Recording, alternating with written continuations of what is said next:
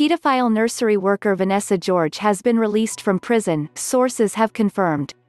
The 49-year-old was jailed for a minimum of 7 years in 2009 for abusing children at a Plymouth nursery.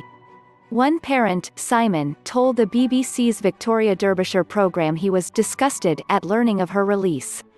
The parole board found George no longer posed a significant risk but would face strict conditions upon her release. These include a ban on returning to Devon and Cornwall and restrictions on her movements and contacts. George took photographs of herself abusing children in her care and swapped indecent images over the internet.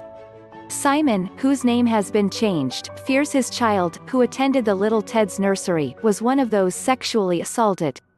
Speaking about George's release, he said, "I knew this was coming. But to find out on the day it's already happened has made it worse.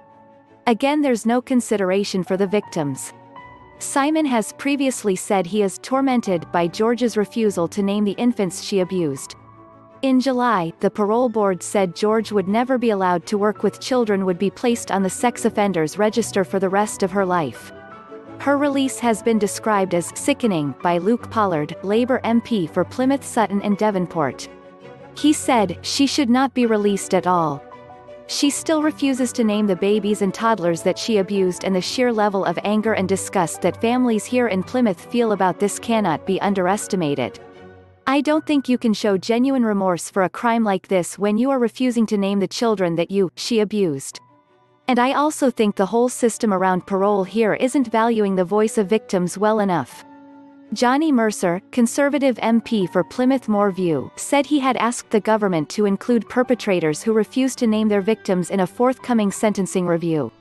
George pleaded guilty in 2009 to 7 sexual assaults on children and making 124 indecent images of children.